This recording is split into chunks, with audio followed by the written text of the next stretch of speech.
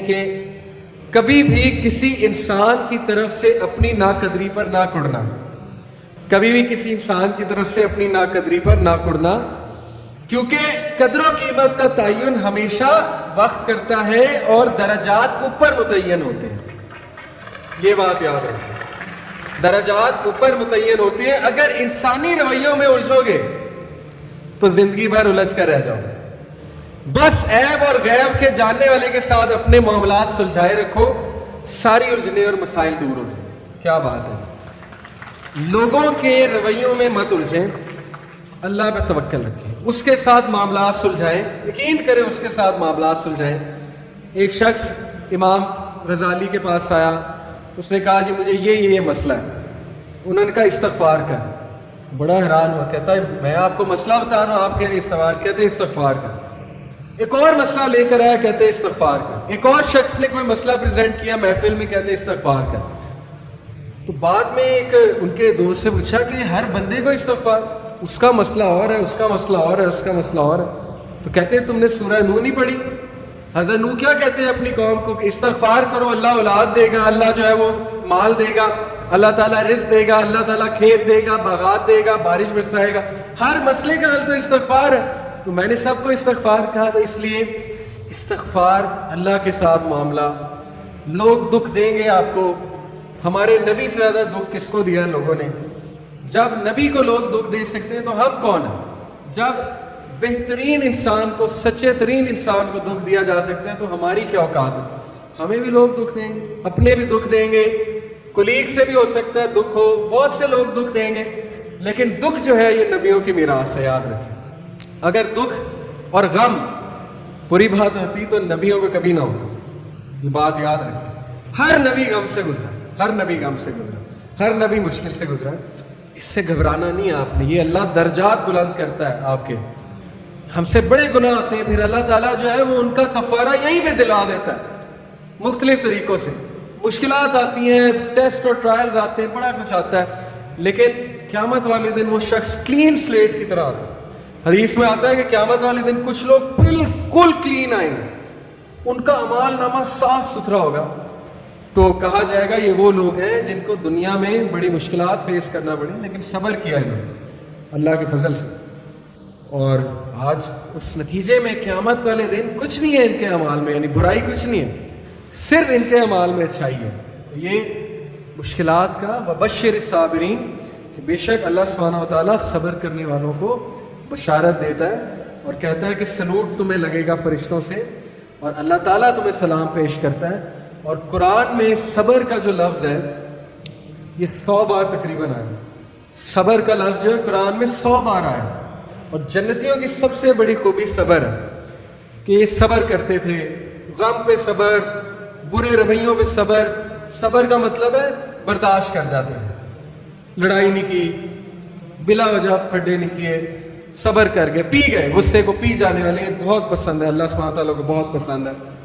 اور آخری جو چیز میں آپ کو دینا چاہتا ہوں، یہ حدیث جب آپ کو کوئی مسئلہ ہے نا، اس کو انشاءاللہ اپنے سامنے رکھنا ہے۔ بائی دا وے یہ ریکارڈ بھی ہو رہی ہے اور یہ ریکارڈنگ آپ کو دی جائے گی تاکہ انشاءاللہ فیوچر میں آپ کو مدد کریں یہ باتیں۔ عمر بن العاص ایک بہت ہی جید صحابی گزرے ہیں، مصر کے گورنر ہیں، حضرت عمر کے دور میں مصر کے گورنر تھے۔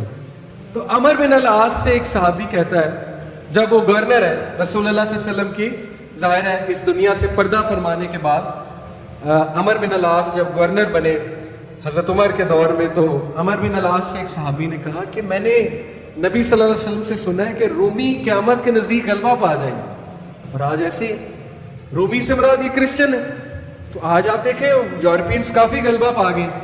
تو عمر بن العاص مسکرائے، انہوں نے کہا کہ مجھے سمجھ ہے کیوں پا جائیں گے۔ تو بڑا حیران ہوئے، کہتے کیوں؟ کہتے میں نے ان پہ حکومت کی ہے، میں آپ کو ان کی 5 باتیں بتاتا ہوں، میں آپ کو ان کی 5 خصوصیات بتاتا ہوں جس کی وجہ سے غلبہ پا جائیں گے۔ یہ ان کا ویو ہے عمر بن العاص کا کہ دیٹس وائی یہ لوگ غلبہ پا جائیں گے قیامت والے دن۔ انہوں نے کہا کیا ان میں 5 خصوصیات ہیں؟ آپ نے حکومت کی ہے ان پہ۔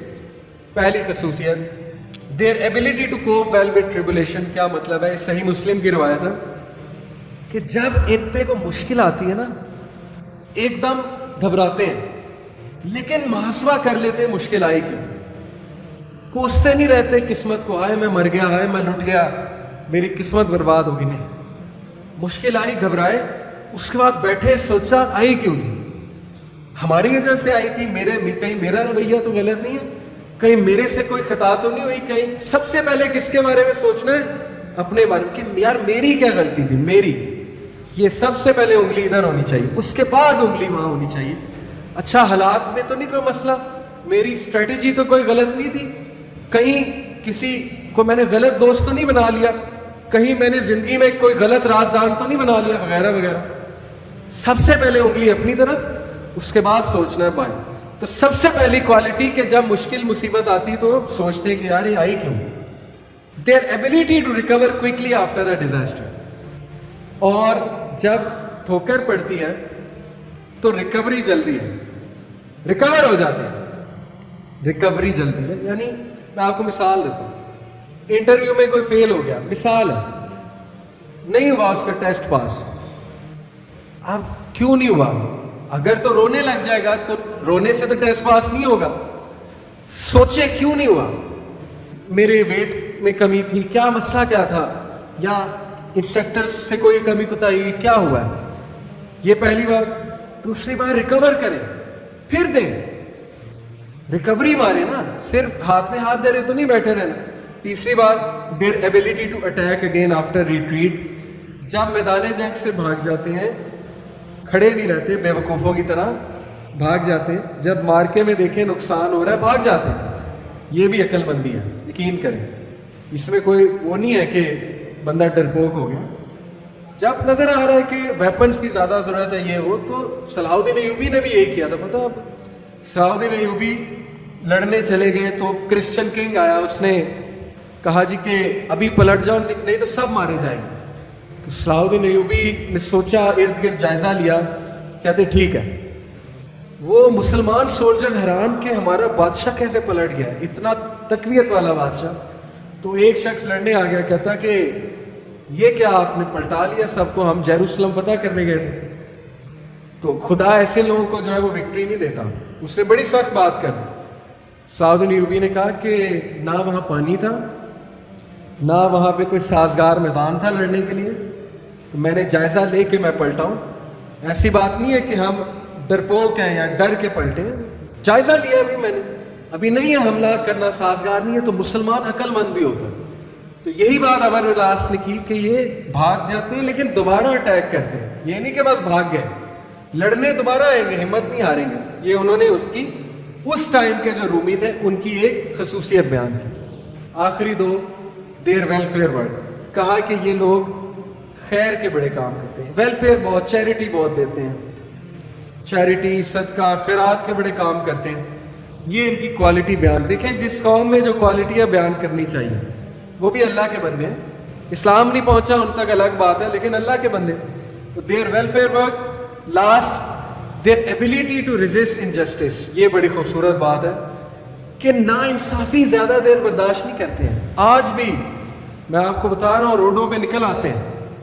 ابھی امریکہ میں ایک پولیس آفیسر نے, شاید آپ نے فالو کیا ہو, ایک کالے کو مار دیا, وہ جو بلیک تھا نیگرو, تو سارے نکل آئے بلیک لائفز میٹر. وہ نہیں رکتے, اور وقتہ ڈال دیا گورنمنٹ کو, وقتہ ڈال دیا پولیس ڈپارٹمنٹ کو, نکلتے ہیں.